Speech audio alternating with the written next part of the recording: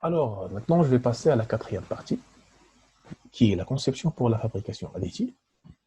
Donc, pour concevoir une pièce à la fabrication additive, il faut suivre un plan modèle sur les logiciels de CAO, CAD, modèle CAD, après transfert de fichiers STL. Alors, c'est le fichier qui va permettre l'impression de la pièce après tranchage, bien sûr, fabrication et post-traitement. Donc là, on voit bien le schéma de conception et on voit bien un exemple d'un fichier STL tranché. Donc, pendant la conception, il faut vraiment prendre en compte des contraintes de conception spécifiques.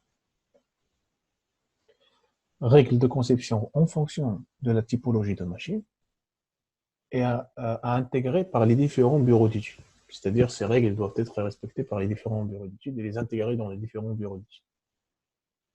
Alors là, j'ai mis un exemple qui montre bien une règle de conception qui est très importante pour la fabrication additive, c'est la règle de 45. C'est-à-dire à 45 degrés, on a la meilleure qualité de surface des faces qui ne sont pas supportées. On ne peut pas mettre des supports à ces surfaces, mais à 45 degrés, on obtient une qualité de surface qui est bien. Par contre, si la surface qui n'est pas supportée elle est inclinée à 20 degrés, on voit bien qu'il y a des énormes effets d'effondrement de la matière qui rendent la surface très rugueuse.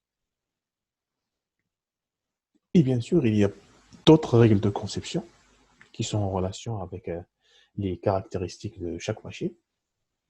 Et c'est à chaque entreprise de voir ses besoins et d'étudier la machine et bien détailler, et bien comprendre plutôt sa fiche technique afin d'avoir à la fin des pièces imprimées qui sont fonctionnelles. Après, il y a la mise en place d'une chaîne numérique cohérente, c'est-à-dire c'est des CAO prenant en compte les règles de conception spécifiques du procédé de la fabrication additive. Ça, c'est les perspectives, c'est le but ultime du cycle de développement de la technologie impression 3D, avec des vérifications assistées du respect des règles de design, traceability check. Après, il y a outils d'optimisation fonction de la problématique à traiter, c'est-à-dire les outils d'optimisation ils vont changer selon le domaine, est-ce que c'est mécanique, thermique, fluidique, hyperfréquence, etc. Et après, à la fin, aller vers des outils qui sont interopérables, transfert de fichiers automatisé, gestion de configuration, c'est-à-dire c'est un stade très très loin actuellement. Par contre, il y a pas mal d'entreprises qui ont arrivé à bien implémenter des modèles économiques au sein de leurs entreprises, au sein de leur usine, pardon, et qui tirent profit de la technologie, des technologies d'impression 3D d'une façon très très large.